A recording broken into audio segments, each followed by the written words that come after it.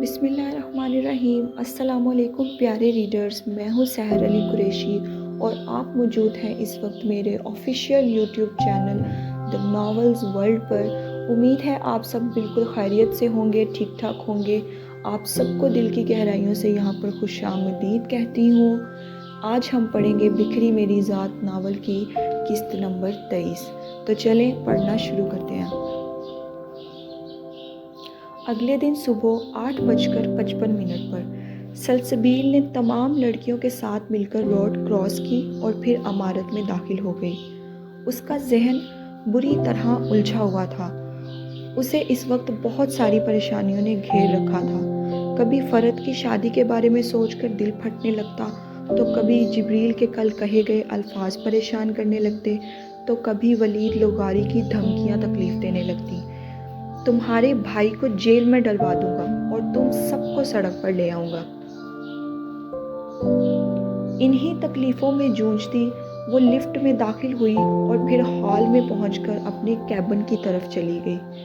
سلسبیل اپنے کیبن میں داخل ہوئی تو اس نے دیکھا کہ فائل سامنے ہی میز پر پڑی ہوئی ہے۔ سلسبیل ہلکا سا خوش ہوئی۔ شکراً یہ انہوں نے نہیں دیکھی۔ سلسبیل نے بیگ میز پر رکھا اور فائل اٹھا کر کہا۔ فائل دیکھتے سلسبیل نے سکون کا سانس لیا۔ اسے لگا جبریل نے وہ فائل نہیں دیکھی ہے۔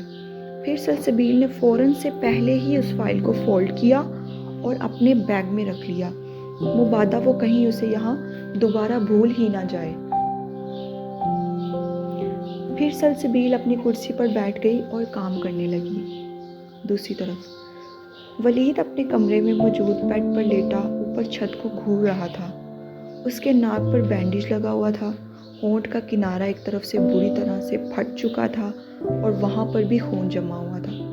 اس کے ناک کے قریب بھی ایک زخم تھا، مگر اسے اس درد کی ذرا برابر بھی پرواہ نہ تھی۔ وہ اس وقت محض سلسبیل مصطفیٰ کو سوچ رہا تھا۔ پلیز مجھے جانے دیں، پلیز مجھے جانے دیں، پلیز یہ دروازہ کھول دیں۔ سلسبیل کی سرگوشیاں۔ ولید نے ایک لمحے کے لیے آنکھیں بند کی اور پھر جب کھولی تو اس میں بہت کچھ عجیب سا تھا۔ کیا یہ نئے آنے والے طوفان کی ایک جھلک تھی یا کچھ اور؟ پھر وہ اچانک اٹھ کے بیٹھ گیا اور بیڈ گراؤنڈ سے ٹیک لگا لی۔ اچانک اس کی آنکھوں کے سامنے سلسبیل کی بھیگی شہد رنگ آنکھیں آ گئیں۔ ولید مسکرایا اور پھر اپنا سر مکمل پیچھے کر کے آنکھیں موند لی اور مسلسل مسکراتا رہا۔ سامنے لوگ اتنے پرکشش ہوتے ہیں، ایسا میں نے پہلی بار دیکھا ہے سلسبیل مصطفیٰ۔ ولید نے زیر لب سرگوشی کی۔ پھر اس نے کسی کی آہٹ پر سر سیدھا کر کے سامنے دیکھا تو وہاں نتاشا کھڑی تھی۔ اس نے گرے پینٹ، گرے شرٹ اور بلیک لانگ کوٹ پہنا ہوا تھا۔ کرم کیے ہوئے کندھے تک آتے سنہرے بال، ہاتھ میں بیگ پکڑ رکھا تھا۔ وہ خوبصورت تھی۔ اس کو دیکھ کر ایک لمحے کے لیے ولید کی آنکھوں میں سلسبیل کا وجود آیا کہ اس نے کس طرح چادر میں خود کو چھپا رکھا تھا۔ ایسا نہیں تھا کہ نتاشا ایک بری لڑکی تھی، وہ بہت اچھی، ڈیسنٹ اور پڑھی لکھی لڑکی تھی، بس وہ ماڈرن تھی۔ تم؟ ولید نے اس کو ناگواری سے دیکھ کر کہا۔ ولید تم ٹھیک ہو؟ یہ چوٹ کیسے لگی تمہیں؟ وہ اس کے پاس آ کر بیٹھ گئی اور اس کے زخم کو چھونے لگی جب ولید نے مزید ناگواری سے چہرہ پیچھے کر لیا۔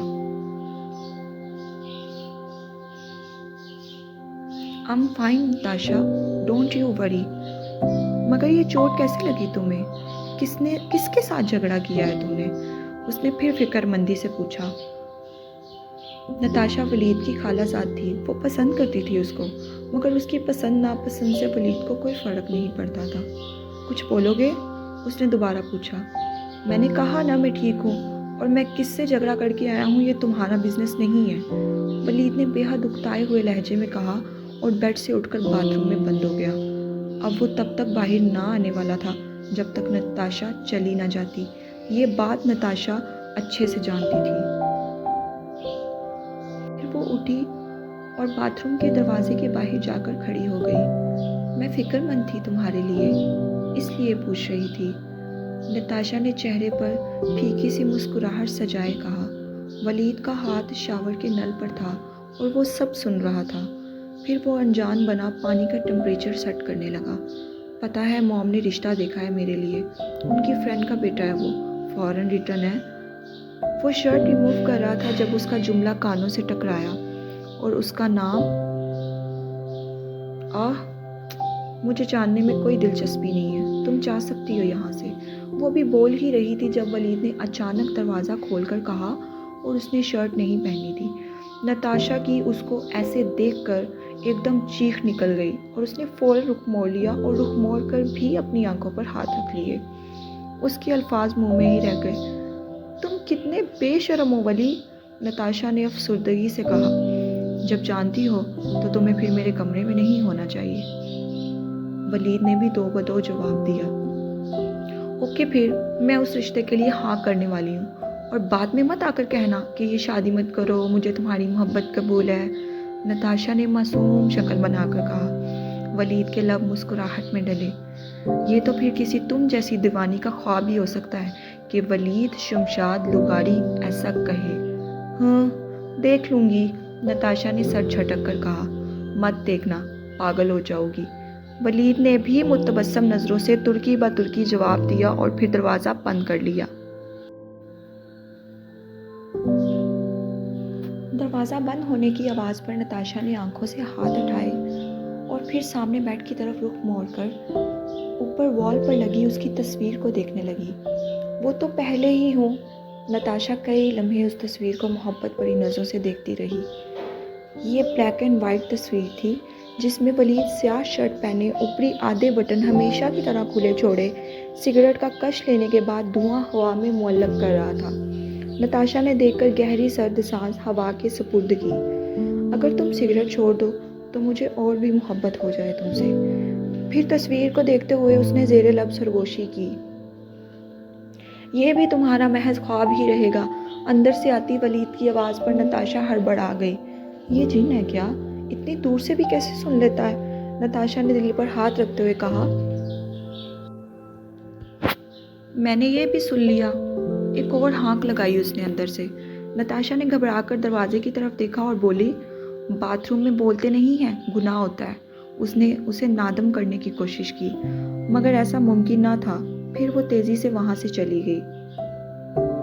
باہر کا دروازہ بند ہونے کی آواز پر ولید کا کہکہ باتھ روم میں گونجا، اور پھر اس نے شاور آن کر دیا اور آنکھیں بند کر لیں۔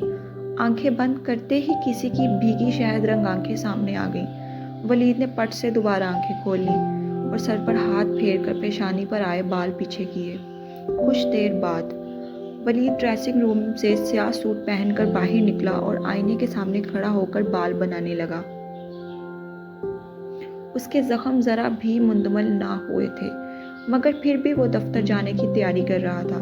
نہ ہی اس بات پر وہ ہچکچاہٹ کر رہا تھا کہ کل ہی تو جبریل داؤد نے اسے اس کے پورے اسٹاف کے سامنے بے دردی سے پیٹا ہے۔ بال بنانے کے بعد وہ خود پر پرفیوم چھڑکنے لگا اور پھر اس نے دونوں ہاتھ ڈریسنگ ٹیبل پر رکھ لیے اور جھک کر خود کو شیشے میں دیکھنے لگا۔ ہیزل گرین آنکھوں میں رت جگی کی سرخی تھی۔ جبریل داؤد۔ اپنے چہرے پر موجود زخموں کو دیکھ کر ولید لغاری کے لبوں نے اس کے نام کی سرگوشی کی اور پھر وہ عجیب سے انداز میں مسکرایا۔ تم جانتے نہیں ہو میں حساب کا کتنا پکا آدمی ہوں۔ میں کسی کا احسان نہیں رکھتا، جو ملے اسے سود سمیت واپس لوٹاتا ہوں، اور یہ زخم ولید لغاری تمہیں جلد سود سمیت واپس لوٹائے گا۔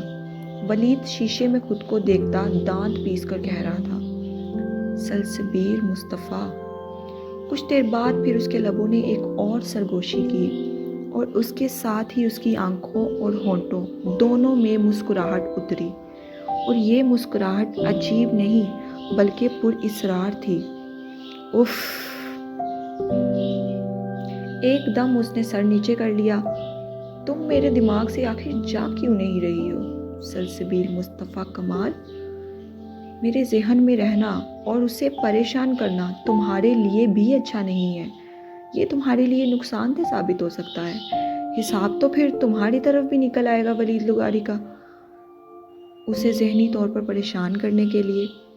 وہ ہیزل گرین آنکھوں میں پراسراریت لیے بھرپور انداز میں مسکراتے ہوئے تصور میں سلسبیل مصطفیٰ سے مخاطب تھا۔ وہ دوبارہ اسے اپنے سامنے دیکھنا چاہتا تھا اور اس کے لیے اس کو بہانہ چاہیے تھا جو فی الحال اس کے پاس نہ تھا، مگر اس بار وہ اسے خوف زدہ نہیں بلکہ مسکراتا ہوا دیکھنا چاہتا تھا۔ وہ یہ دیکھنا چاہتا تھا جو سنجیدہ اور روتی ہوئی اتنی پرکشش دکھائی دیتی ہے وہ مسکراتے ہوئے کیسی لگتی ہے۔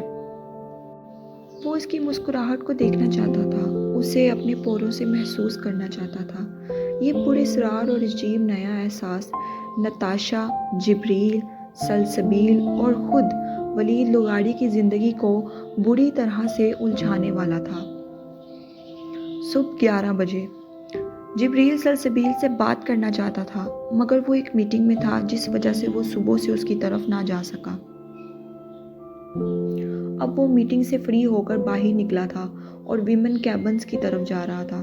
سلسبیل کے کیبن کے قریب پہنچا تو اس نے دیکھا وہ کرسی پر بیٹھی کسی فائل پر مکمل جھکی ہوئی تھی اور ایک ہاتھ میں ہائی لائٹر پکڑا ہوا تھا اور غور غور سے ایک لائن کو پڑھ رہی تھی۔ وہ بالکل کسی چھوٹی بچی کی طرح مکمل فائل میں گھسی ہوئی تھی۔ سلسبیل کا رخ دوسری طرف تھا۔ اس نے لائٹ پیچ کلر کی قمیض شلوار پہنی ہوئی تھی اور اوپر ہمیشہ کی طرح اپنی سفید چادر اوڑھ رکھی تھی جس کے اختتامی حصے میں سے اس کے نیچے لیے سوٹ کے ہم رنگ دوپٹے کے دونوں سرے نظر آ رہے تھے۔ جبریل پینٹ کی جیبوں میں ہاتھ ڈالے کھڑا کئی لمحے اسے متبسم نظروں سے دیکھتا رہا۔ پھر اس نے کیبن کو نوک کر کے سلسبیل کو اپنی طرف متوجہ کرنا چاہا۔ مس غادیہ، میں تھوڑی دیر تک آتی ہوں، بس یہ مکمل کر لوں ورنہ البرٹ سر ڈانٹیں گے۔ کسی کے نوک کرنے پر سلسبیل نے بنا پلٹے جواب دیا۔ جبریل اس کی آدھی بات پر تو مزید مسکرایا مگر اگلے جملے پر ابرو چکا کر دیکھنے لگا۔ ورنہ البرٹ سر ڈانٹیں گے؟ اس کی اتنی مجال؟ جبریل نے دل میں کہا۔ مس مصطفیٰ، جبریل نے دوبارہ نوک کیا اور اس بار اس کا نام بھی لیا۔ جبریل کی آواز سنتے سلسبیل نے پوری آنکھیں واں کی اور فوراً مڑی تو جبریل کو کھڑے پایا۔ سر آپ؟ پھر وہ کھڑی ہو گئی۔ جی، جبریل نے لفظی جواب دیا۔ سوری، مجھے لگا وہ مس غادیہ ہیں، سلسبیل نے انگلیوں کو آپس میں الجھاتے ہوئے کہا۔ اٹس اوکے، آپ کو ایکسپلین کرنے کی ضرورت نہیں ہے، جبریل نے نرمی سے کہا۔ اب آپ کیسی ہیں؟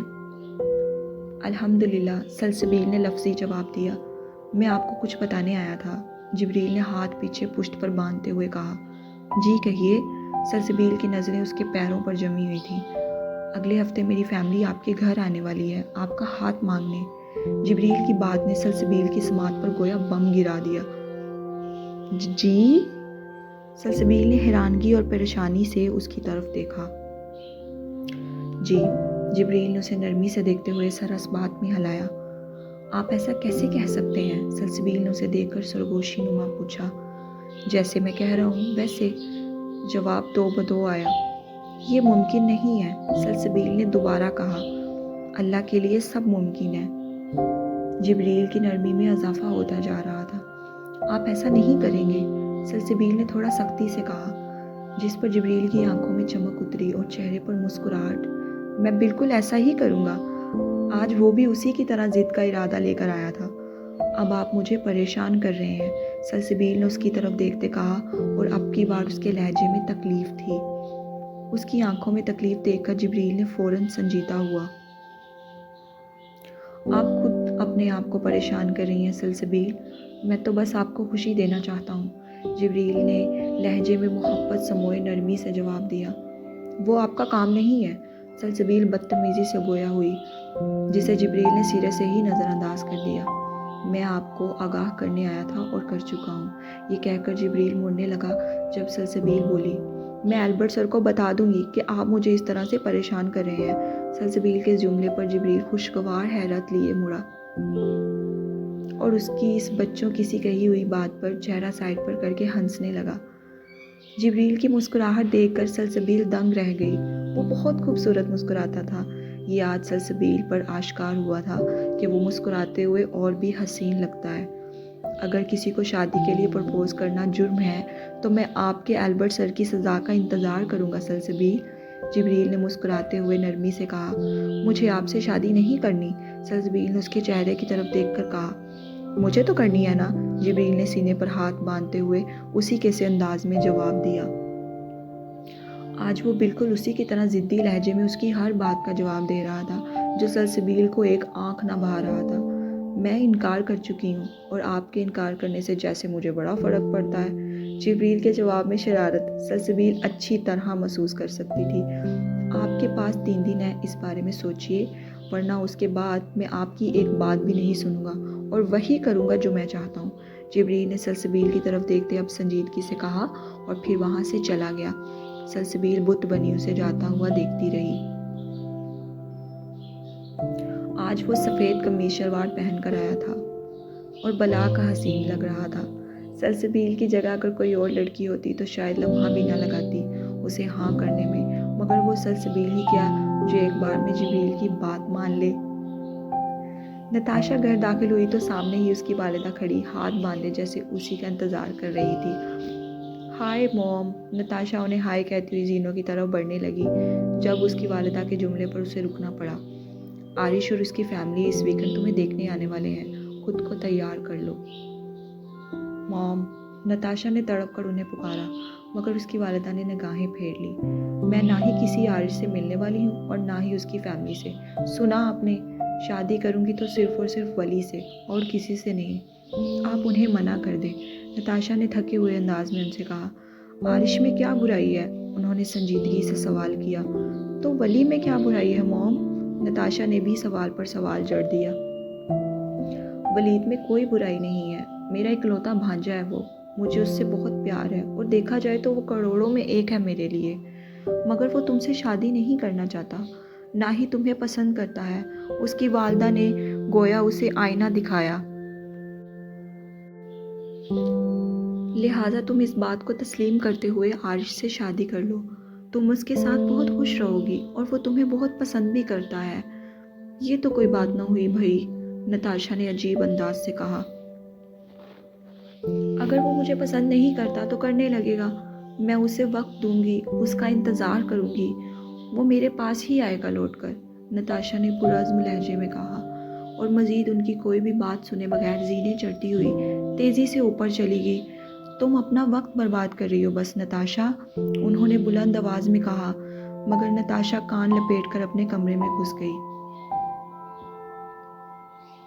جبریل اپنے دفتر میں بیٹھا ایک خوبصورت ڈیزائن تیار کر رہا تھا جب دفتر کا دروازہ نوک ہوا۔ اس کا فائنانس مینیجر فرید اندر داخل ہوا۔ السلام علیکم سر۔ وعلیکم السلام فرید، جبریل نے مصروف انداز میں جواب دیا۔ بیٹھو فرید۔ فرید بیٹھ گیا۔ جبریل جو ڈیزائن بنا رہا تھا اس کی ہلکی سی فنیشنگ رہ گئی تھی۔ جبریل اسے مکمل کرنے لگا۔ تقریباً 5 منٹ کے بعد جبریل نے ڈیزائن کو